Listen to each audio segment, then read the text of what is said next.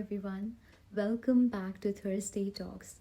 In today's video, I'm going to speak about something that we all go through: setbacks. Setbacks in life have the power to either build us or they have the power to break us. There are few people who just completely fall apart when life gets hard, but there are some who get out of it more stronger, more clearer, and more grounded than before. Is it luck? No. So, in today's video, let us talk about the art of getting stronger from the very things that were meant to hurt us. So, the first thing, you guys, is have a backup for everything. Have you guys heard that quote that do not put all your eggs in one basket? Like, for example, the first thing is a job. A job is a primary necessity, right? You pay your bills, you have stability in life because of your job, and losing a job can literally cause stress. You can go to depression because of it. So for something that essential, do you think it is a wise decision to just have one job? It's not. In Japan, people who live for like 100 years, 120 years, all of them have a primary job as well as a secondary job. Your secondary job could be a small business, or maybe it could be a cute vegetable garden and you sell the vegetables, or it could be your hobby or a YouTube channel, anything. Because if the primary job goes away, then you will always have something else to rely on. And even in romantic relationships, right? You need to first build a life that you love. Like, I will explain this with a very simple term. Like, for example, Afifa plus X, and say X is the person that I am dating. And if that X goes away, right, and it's just me, it should not be like I have lost the will to live.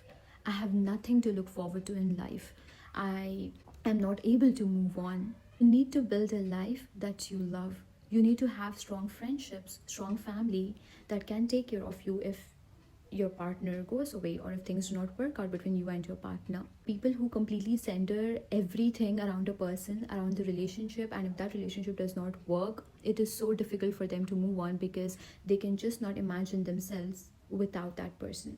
So building a life, having your own hobbies, doing the things that you love is very important, because when you are full, then people become an addition. They do not become your entire foundation. And the next thing, you guys, is asymmetric betting.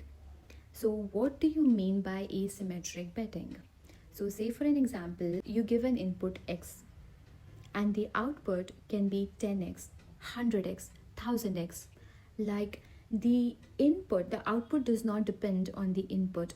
Like, for example, in my 9 to 5 job, I give 8 hours every single day and the output is constant. At the end of the month, I get that much amount of salary. But say, for example, a reel.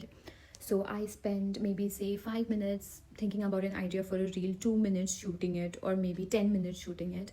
But maybe that reel can do average performance. It can get 20-30,000 views, or maybe it can go up to 1 million views. It can get viral. I can get brand deals. So the input was just one reel, right? But then the output is variable. It is not symmetric. It is like, it could be anything. So how is it that you can apply this in your life?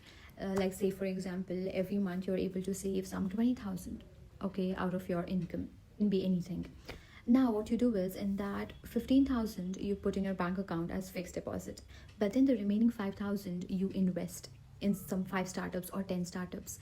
Now there is a high possibility that your investment can fail. Like, maybe few startups will not give you a result, but what if even one clicks? Like, what if even one startup gives you the return which is equivalent to 5x of what you invested, or 10x of what you invested? You never know, right? Like, one asymmetric bet that I take, that I do every single year, is I go on solo trips, because I believe that solo trips teach you so much. Like, the confidence that they give you, the experiences that they give you, the person that you become, it is too precious. So what could happen? Like, what is the only thing I need to do, right? I just need to plan and I need to show up, right? And in the output, I am getting like so many things, new experiences, self-confidence, and you never know, maybe during my solo trip I can just get a new idea, a new business idea. When you do new things in life, new neural connections form in your brain, and maybe it can lead to a new idea, and maybe it can make you get closer to the person that you have always aspired to be. Having an X factor in your life is always a good thing. The beauty of this thing is like you are giving your input expecting that you can get a greater reward out of something, but at the same time you are not risking everything that could sink you. Like 15,000, it goes to your fixed deposit, but only 5,000 you're risking. And the next thing, you guys, is getting rid of things that make you fragile. So now, what do you mean by fragile? Fragile means weak or vulnerable. Ask yourself, like, what makes me fragile? It could be certain people, certain circumstances, or certain habits. Thing is, have you ever know that something is not good for you, right? You know that some person is not good for you, but you constantly fall in the cycle that you go back to that habit, that you go back to that person. Why is it? It's because these things fill a void within us. Like for example, you keep going back to a toxic relationship, maybe because you're scared that you will end up alone. Maybe you binge eat because you are stressed from your life, you are stressed from the work, and that is the only escape you found. But you know the things that can make you vulnerable, you know the things that make you weak, you know the habits that you need to quit. So what you need to do is, you guys need to make a good riddance list, okay? And that needs to have things that you want to get rid of, that you are just better off without them. And okay, even that is easy, isn't it? But the fact that these things actually fill a void and we need to let go of them is what makes them difficult. So the trick is, you guys, that our human brain is designed to seek immediate pleasure, which is why we're not going to go against our brain. We're going to apply a mechanism which is in favor of our brain.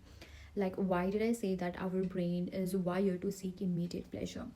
Take for example smoking. People who smoke, they know that it is not good for them in the longer run. They know it can cause lung cancer, maybe, but still they smoke because it gives them immediate stress relief. So now that you guys have understood how the brain works, how are you going to apply this strategy? So every time you avoid a fragile habit that you have listed in your good riddance list, you give yourself an immediate reward. But the reward that you give yourself should be in alignment with the identity you want to build for yourself. Like for example, say that you want to lose 10 kgs in 3 months. Okay, and you have noticed this habit of yours that every single day you crave for a burger, and then you order a burger from a favorite place and you eat it every single day. So in your good riddance list, you have written that I will not eat a burger every single day. Maybe I will snack only twice a week. So from 7 days, you have reduced it to 2 days. Good riddance. Okay, so that's there on your list. Every single time you have this craving to eat a burger and then you don't eat it, you cannot reward yourself with fries. No, because that is not aligning with the identity you're trying to build for yourself. What is the identity you're trying to build for yourself? You're trying to become a more healthy person, a more attractive person, a more well-shaped person. But is rewarding yourself with fries or a drink in alignment with that? It's not. So what do? You build a reward for yourself that is in alignment. Like for example, maybe you order a yogurt bowl, and by the way, you guys, yogurt bowls are very tasty. So maybe you do that, or maybe for burgers, say every day you used to spend some 250 or 300. So instead of using that money on a burger, you put it in an account like saying Q Gymware, and 300 that you saved on a burger, that 300 goes transferred to the Q Gymware. And say that you have 5 cravings, then maybe every single time you transfer 300, and then maybe you go and buy that Q Gymware. That's how you're rewarding yourself. Or maybe instead of the Q Gymware, the name of your savings account is gym membership. So what is happening is your brain is seeing immediate reward of money, a reward of a yogurt bowl. This method is not like the usual methods, you guys, like, okay, no binge eating, okay, no Netflix, okay, no texting my ex. No, because if you only say no to yourself, that no, you cannot do these things, no, you can't do this thing, all that means is you're just resisting your temptations. Okay, there is nothing satisfying in it, like honestly. But in this way, what are you doing? You're replacing a bad habit with a rewarding one, and that too in alignment of the identity you want to build for yourself. It is like a win-win situation. Giving a reward in alignment to the personality that you want to build is important, you guys. And yeah, these are the three things, and I really hope that it helps you guys. That's it for this Thursday Talks video. Please don't forget to like, subscribe and share, because a lot of time and effort goes into research, into drafting content. So yeah, I'll see you guys in the next